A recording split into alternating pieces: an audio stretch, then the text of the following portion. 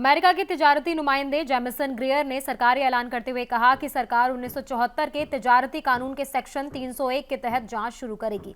इस जांच के बाद अमेरिका भारत समेत 16 बड़ी मईशतों से आने वाले सामान पर नया टैरिफ लगा सकता है। इस जांच में अमेरिका के कई बड़े तिजारती साझेदार मुल्कों को शामिल किया गया है। इनमें चीन, यूरोपीय union, Mexico, Bharat, Japan, south Korea और ताइवान शामिल है। इसके अलावा Switzerland, Norway, Indonesia, Singapore, Thailand, Malaysia, Cambodia, Vietnam और बांग्लादेश भी जांच के दायरे में है।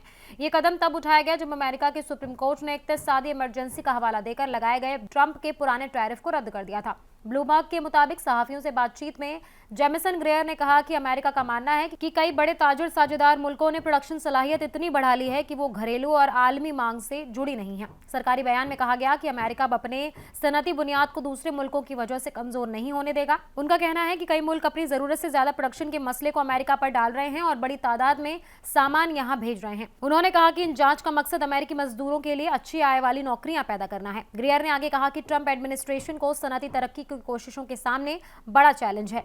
कई गैर मुल्की मईशत में प्रोडक्शन जरूरत से ज्यादा हो रहा है। कई इलाकों में अमेरिका के लिए तिजारती साझेदार मुल्क उतना सामान बना रहे हैं जितना वो अपने मुल्क में इस्तेमाल नहीं कर सकते। इस वजह से एक्स्ट्रा सामान दूसरे मुल्कों में भेजा जा रहा है। इससे अमेरिका के घरेलू प्रोडक्शन मुतासिर हो रहे हैं और कई मामलों में अमेरिका में नए कारखाने लगाने या तोसी करने के मंसूबे भी रुके हुए हैं। कुछ इलाकों में अमेरिका की प्रोडक्शन सलाहियत काफी कम हो गई है और कई मामलों में वो गैर मुल्की हरीफों से पीछे रह गया है। हाल ही में भारत और अमेरिका के बीच दो तरफा तिजारती समझौते का ऐलान हुआ है। इस समझौते के बाद ट्रंप एडमिनिस्ट्रेशन ने भारत पर लगाए गए आयात कर को 50% से घटाकर 18% कर दिया। अमेरिका के मुताबिक ये फैसला तब लिया गया जब भारत ने रूस से तेल खरीद कम करने और रोकने का यकीन दिया।